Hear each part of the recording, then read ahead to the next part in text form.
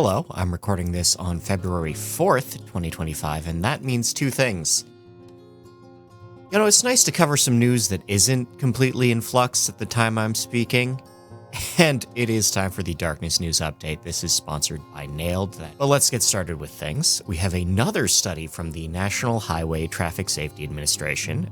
This one found that Tesla, GM, and Ford driver assistance software was baffled by flashing lights. Last time we were talking about reflectors on your bike and clothes, leading to crashes between cyclists and pedestrians, and now it turns out that also having flashing lights will lead cars to crash into you. The very things that were supposed to keep us safe. Great. The Dalian Maritime University has created a new model for light pollution and have an interesting solution to combat it. Now, this is actually not... Normally, when we talk about maritime light pollution, we're talking about lights on shore pointed out. This is actually from boats and ships. They're different. Boat people will... and ship people will give you a bit of static for that. This is about vessels pointing lights in. This is a new sonar methodology that will allow near-shore navigation with less light. And that's pretty cool. The U.S. Department of Energy has recognized the role of lighting in migraines. This is part of a set of recommendations for lighting retrofits for schools that can help occupant mental health. The Cincinnati Children's Hospital has proposed a new at-home circadian realignment method. This is a protocol that you can practice without any pills, without any additives, without any gear, that will help teens maintain healthy rest cycles, even if they are more night active.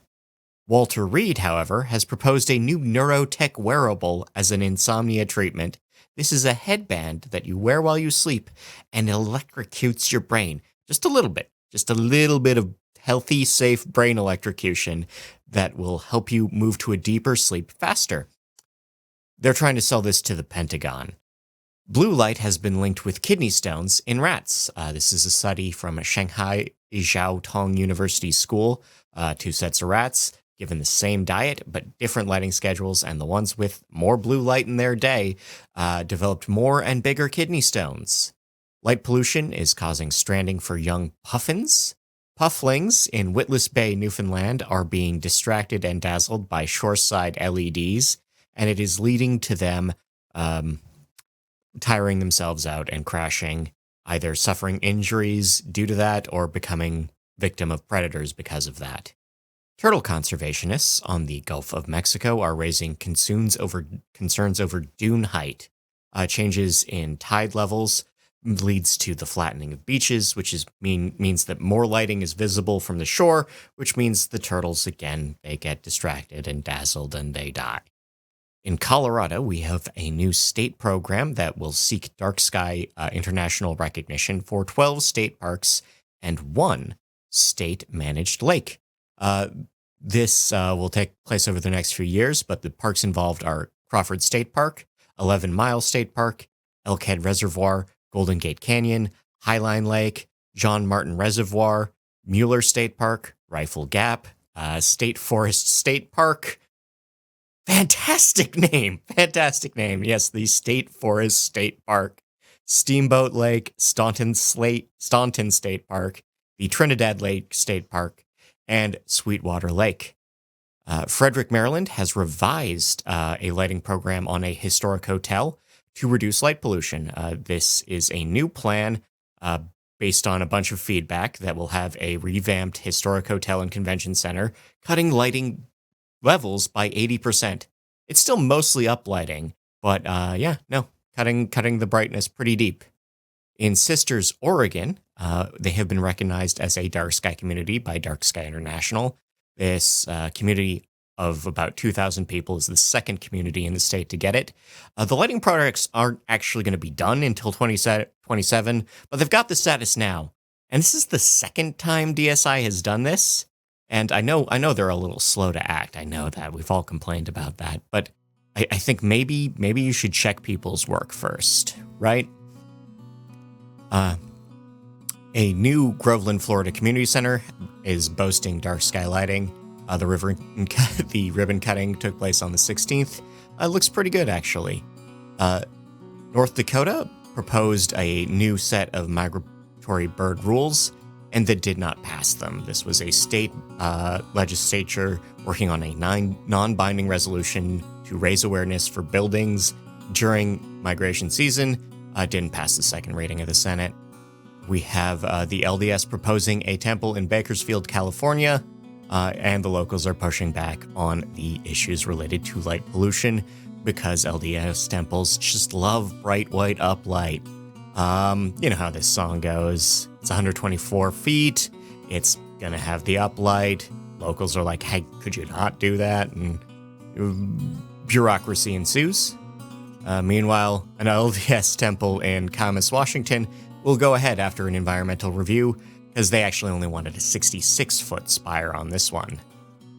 In the UK, underwater light pollution experts from U Plymouth held meetings with parliamentarians during Evidence Week. Evidence Week is a fantastic program the UK Parliament does where parliamentarians, both peers and MPs, and their staff get to have short meetings with various experts in a number of fields where they can make recommendations for laws or amendments to existing laws. And on the 22nd, U Plymouth got to talk to a bunch of very important people about the need to reduce light pollution by the sea. York Minster in the UK revamped their lighting. This is a new church lighting that's really warm, it's really welcoming. I like it. I like it. I'm going to go out on a limb and say I like it. Coventry in the UK is opting for part night lighting. This is part of an ongoing energy austerity thing. Officials are quelling protests over it. But yeah, they'll be going to part-time lighting, so after midnight the street lights will be off, or mostly off. Some intersections might still be on a little later. Cambridgeshire in the UK has citizens complaining about new street lighting. These are LED street lights that have been lensed such that they really only cover the road. Really. And that means you're not getting spill onto sidewalks, which maybe pedestrians might like a little light too. I understand the impulse. It's a great impulse, great design idea to really limit it to just the road. But just the road includes the pedestrians. See earlier when I was talking about getting run over. In Erfurt, Germany, they are planning a new dark sky strategy.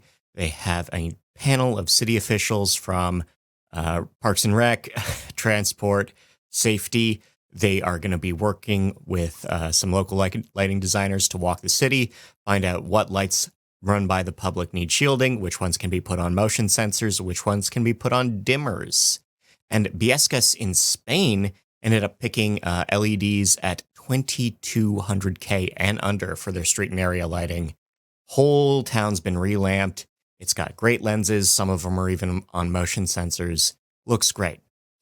In Turkey, there is a new plan, or a revived plan, to project various colors of light onto the Antalya Cliffs. The project was going to go ahead in 2021, but ecologists were like, that would be really bad for all the things that live near the cliffs. And the project's back. It's going to be up and running, and same people are upset. We have, this isn't news per se, but I just found it because the source was in German, but we have a very nice map of cities that are reducing street lighting at night. It's surprising how many, because I don't get news in Polish. But no, it's a great resource to see what's going on. If you're at all interested, I recommend you check it out. And we're going to follow up on something else. Amsterdam, New York, home of a very large illuminated Vote for Trump sign, has that sign might actually come down. Because Tony Constantino, the guy who manages the sign, the guy who owns Sticker Mule, has decided that he wants to put an even bigger sign up. He wants to put a 130-foot wide America Loves Trump sign above a park. He's filing a zoning variance for it this time. Otherwise, my opinion remains the same. I'm going to throw back to my past self to just say the same thing I said last time. And that could be bad, even if the sign was not absurdly bright. The sign is absurdly bright. And we don't care what that says. We don't. God himself could come down and say, we apologize for the inconvenience in 460 square feet of holy fire. And I would look at God and I would say, that is a dick move. It's migration season. Who needs to see this at 3 a.m.? What are we saying to who when we have giant signs on all night? Lastly, we're going to close out with the Royal Astronomical Society because they are seeking pictures for their calendar. That's right, the 2026 RAS Astrophotography calendar is taking submissions. You can get those in by the 15th. I'm excited to see what comes out of it. Otherwise, I've been Scott Wachter. I want to thank you for your time, your attention. I want to thank Nailed. I want to thank the Lighting and Darkness Foundation. I want to thank anyone that plans on donating to the Lighting and Darkness Foundation this year. Otherwise, take care of yourself. See ya.